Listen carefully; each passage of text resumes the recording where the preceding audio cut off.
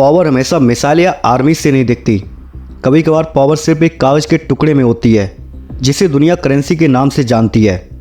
सोचिए, अगर कल सुबह कोई कंट्री आपसे कहे तुम मेरे पैसों में ही ट्रेड करोगे वरना दुनिया के मार्केट्स तुम्हारे लिए बंद। आप चाहे माने या ना माने, लेकिन आपको मानना पड़ेगा। आज की दुनिया में ये पावर ज़्यादातर एक ही कंट्री के पास रही है, यूनाइटेड स्टेट ऑफ अमेरिका। और इसी पावर के स्लो रिस्पॉन्स में एक प्रोसेस शुरू हुआ जिसका नाम आज हम ब्रिक्स के रूप में जानते हैं। सेकेंड वर्ल्ड वॉर जो 1939 से 1945 तक चला, उसने पूरी ग्लोबल इकोनॉमी को हिला दिया। Europe, cities destroyed, industry collapsed, gold reserve almost खत्म। एशिया भी कोलोनाइजेशन से निकल रहा था, इंफ्रास्ट्रक्चर वीक था। सिर्फ एक कंट्री थी जो वॉर के बाद इकोनॉमिकली स्ट्रांग थी, इंडस्ट्रियल कैपेसिटी इंटैक्ट थी, गोल्ड रिजर्व्स का 70% कंट्रोल करती थी, यूनाइटेड स्टेट्स। इस सिचुएशन में दुनिया को एक नया इकोनॉमिक सिस्टम चाहिए था। जुलाई 1944 में अमेरिका के न्यू हैम्पशायर स्टेट के ब्रेटन वुड्स के नाम के टाउन में 45 कंट्रीज की रिप्रेजेंटेटिव मिले। यही डिसाइड हुआ US dollar equal to global reserve currency. Dollar को गोल्ड से पैक किया गया। 1 ounce gold equal to $35। IMF और वर्ल्ड बैंक की क्रिएशन। इस सिस्टम का लॉजिक सिंपल था, गोल्ड सेफ रहेगा अमेरिका के पास और डॉलर स्टेबल रहेगा, ग्लोबल ट्रेड स्मूथ चलेगा। शुरुआत में ये सिस्टम काफ़ी इफेक्टिव था। डॉलर सिर्फ एक करेंसी नहीं था, वो एक कॉन्फिडेंस सिस्टम था। अगर किसी कंट्री के पास डॉलर रिजर्व है, वो ऑयल खरीद सकती है, वो टेक्नोलॉजी इंपोर्ट कर सकती है, वो इंटरनेशनल ट्रेड में सर्वाइव कर सकती है। धीरे धीरे ऑयल डॉलर में बेचा जाने लगा, शिपिंग डॉलर में सेटल होने लगा, लोन्स डॉलर में मिलने लगे। इस प्रोसेस को हम कहते हैं डॉलराइजेशन ऑफ वर्ल्ड इकोनॉमी। 1970 तक एक प्रॉब्लम आई, वियतनाम वार।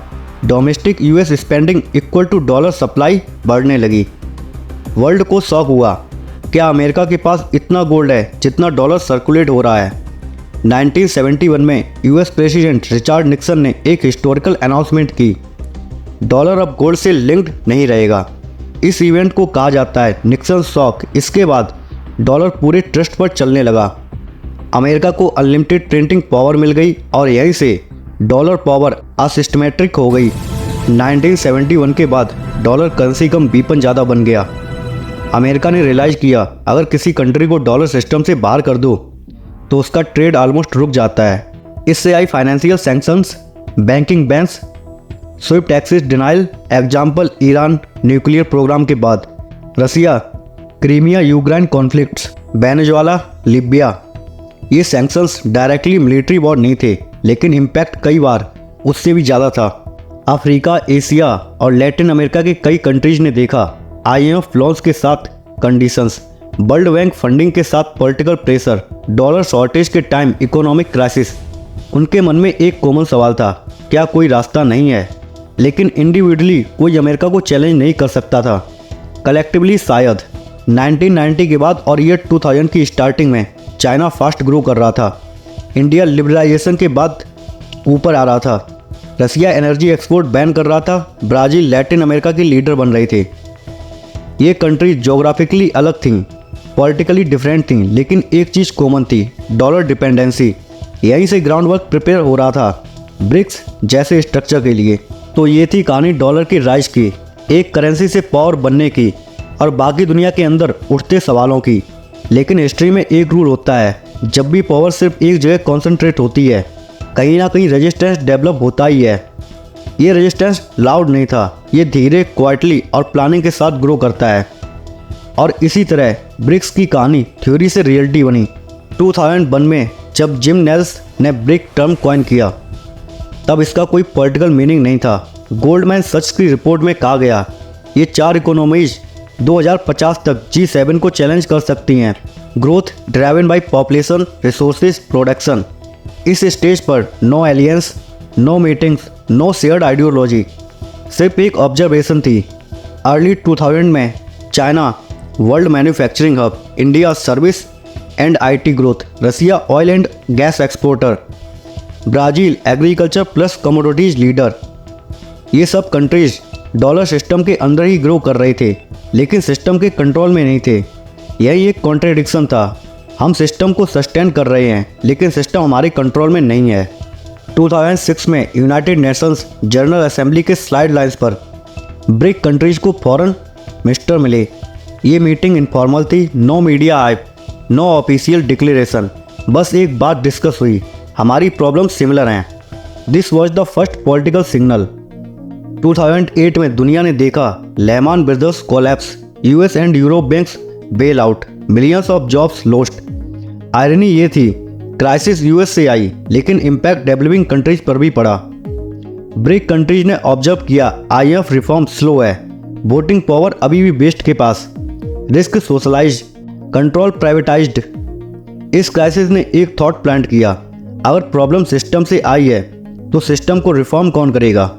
जून 2009 येकेटेरिनबर्ग, रसिया, यहीं पे फर्स्ट ऑफिशियल ब्रिक समिट हुए।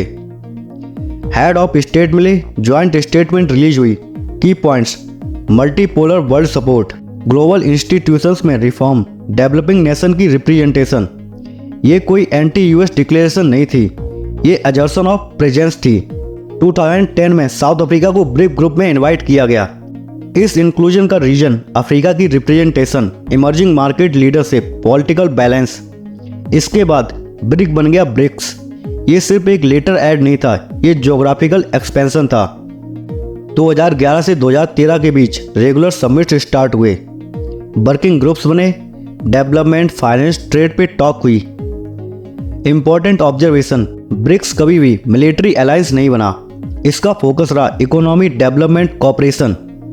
ब्रिक्स कंट्री आइडियोलॉजी अलग थे, democracy plus authoritarian mix, different political systems, historical conflicts भी थे, लेकिन उन्होंने एक प्रिंसिपल फॉलो किया, डिसएग्रीमेंट के बावजूद कॉपरेशंस।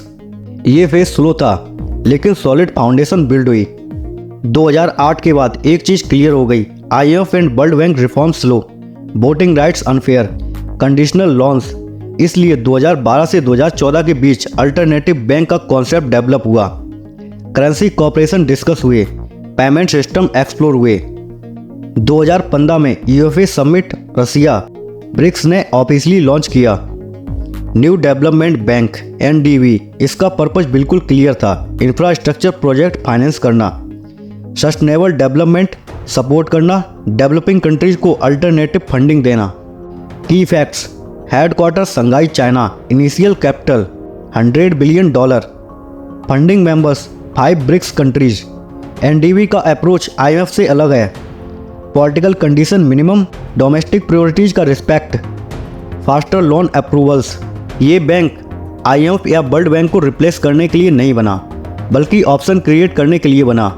ब्रिक्स ने ये कभी ऑफिशियली नहीं कहा हम डॉलर को ख़त्म कर देंगे, उसकी स्ट्रेटजी ज़्यादा सुटेबल रही। Local currency trade, bilateral settlement mechanism, currency swap agreement. Examples: Indian Russia, rupee रवल, China Russia yuan, China Brazil, local currencies. इस प्रोसेस का भी नाम है डी डॉलराइजेशन। ये रिवॉल्यूशन नहीं, ये रिस्क मैनेजमेंट है।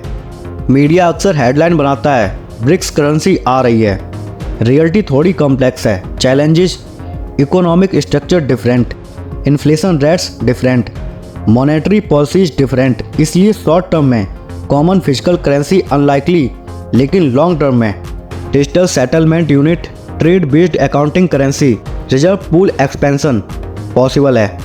2020 में ब्रिक्स एक नए फेज में एंटर करता है, एक्सपेंशन।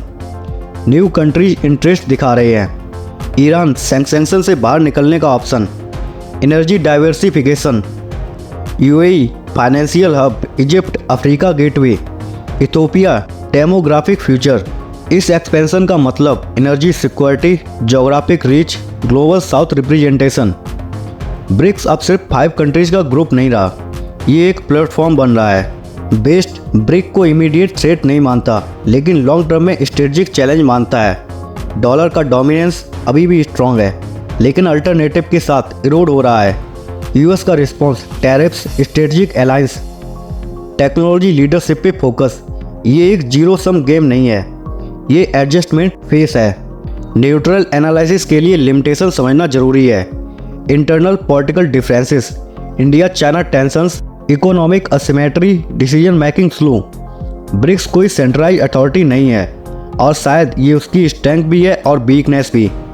नेक्स्ट 15 से 20 साल में probable changes, multiple polar world, multiple reserve currency, regional trade blocks, dollar less dominant but relevant, America technology plus innovation leader, BRICS production plus population plus resources, world choice based system not forced dependency. BRICS का मतलब ये नहीं है America ख़त्म हो जाएगा, BRICS का मतलब है ऑप्शन बढ़ रहे हैं। वर्ल्ड ऑर्डर कभी एक रात में नहीं बदलता, वो धीरे धीरे इवॉल्व होता है और ब्रिक्स उसकी इवोल्यूशन का एक इम्पॉर्टेंट चैप्टर है। अगर आप ग्लोबल पॉलिटिक्स को हेडलाइन से आगे समझना चाहते हैं तो चैनल को सब्सक्राइब कीजिए, क्योंकि हिस्ट्री सिर्फ डेट से नहीं होती, हिस्ट्री पावर का पैटर्न होती है। मिलता हूँ एक नेक्स्ट वीडियो में, तब तक के लिए बाय बाय एंड जय हिंद दोस्तों।